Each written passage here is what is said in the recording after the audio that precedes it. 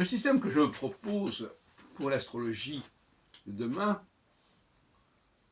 n'est pas si complexe que j'aurais pu le laisser entendre au tout début.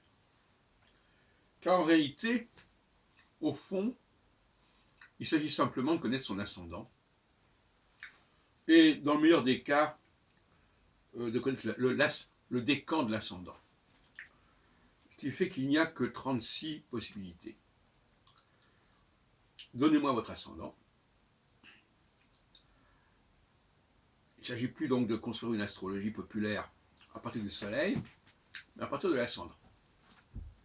C'est pas compliqué, les gens peuvent connaître leur ascendant. Et on leur dit, voilà, si vous avez été l'ascendant, actuellement, voilà la situation dans laquelle vous vous trouvez. Avec 3 options, Mars, Jupiter ou Saturne. Donc finalement,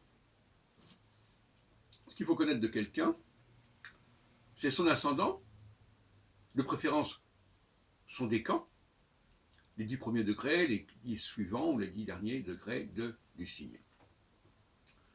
Et autrement, il faut connaître la planète, l'une des 3 planètes, Mars, Jupiter et Saturne. Donc la signature astrale désormais, c'est planète ascendant, et non pas signe ascendant. C'est intéressant parce que André Barbeau, dans la collection zodiacale du Seuil, qui est parue à la fin des années 50,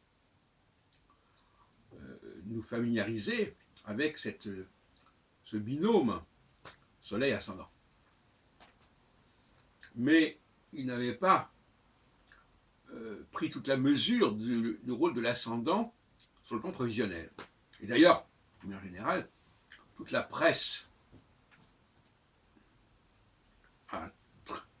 des horoscopes, ce qu'on appelle la presse des horoscopes, travaillait depuis 50 ans, depuis 60 ans, travaille sur le Soleil et les aspects que les planètes peuvent faire au Soleil. Et d'ailleurs, on divise aussi également le signe en 3 décans pour qu'il y ait une plus grande précision. Parce que si une planète aspecte la fin d'un signe, c'est pas la même chose que si elle aspecte le début d'un signe. C'est pas au même moment que ça se produit. Donc c'est très raisonnable de parler de décans sans aller jusqu'à dire quel degré exactement, ce qui est un petit peu inconcevable puisque on ne pourrait pas faire de prévision globale et collective. En revanche, si l'on admet l'idée qu'il y a 36 décans d'ascendants, on pourrait même simplifier en disant 12 ascendants, ce qui n'est pas mal. Ça ne serait pas assez précis. Mais ça serait déjà quelque chose. Faute de mieux.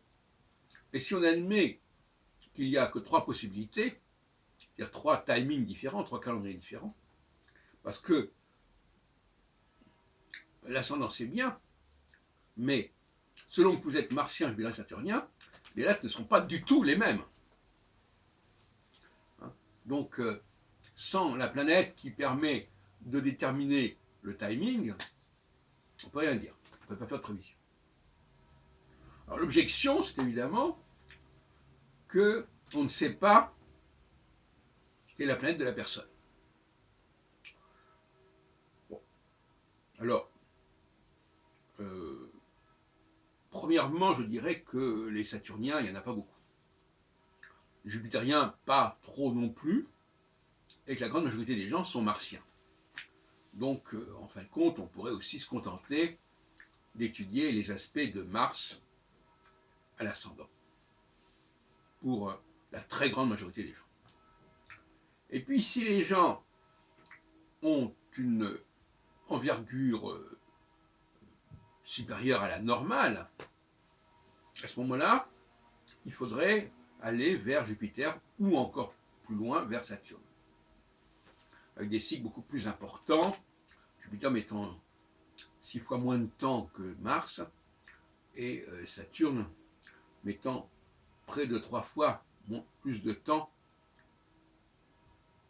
Est-ce que j'ai dit une bêtise? Jupiter met 6 fois plus de temps que Mars, et Saturne met 2 fois et demi plus de temps que Jupiter. Alors nous y reviendrons, mais de toute façon, rien n'interdit aux magazines de donner des tests, des pistes pour déterminer si on est Mars, Jupiter ou Saturne. Et une fois qu'on sait qu'on est Mars, Jupiter ou Saturne, eh bien, à ce moment-là, on peut savoir quelle est la courbe, quelle est la rubrique qu'il faut étudier. En 1976, donc il y a 43 ans, j'ai publié l'astrologie sensorielle, où déjà, j'ai proposé toutes sortes de tests. J'ai proposé toutes sortes de tests pour savoir quelle était la planète qui nous concernait.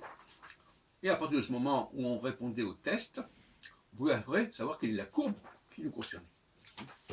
Donc, 43 ans dans la revue Cosmopolitan, de décembre-janvier de 1976, excusez du peu.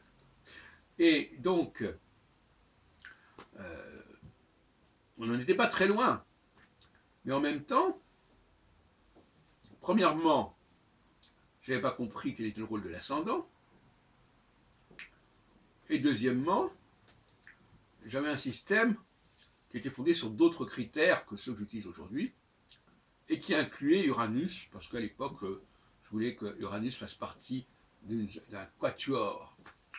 Mars, Jupiter, Saturne, Uranus. Ça me plaisait bien. Bon. Mais reste que la méthodologie n'a pas tellement changé. De même, Michel Gauquelin aussi a proposé des tests pour déterminer quelle était la planète de la personne. Autrement dit, la planète dominante n'est pas calculée par rapport au thème natal, ce qui me paraît une aberration totale, de croire qu'on va prendre le thème natal dans sa globalité et puis on va regarder comment les planètes se déterminent les unes par rapport aux autres, si elles sont plus ou moins aspectées, plus ou moins en demi-certain. Ça, c'est une erreur gravissime.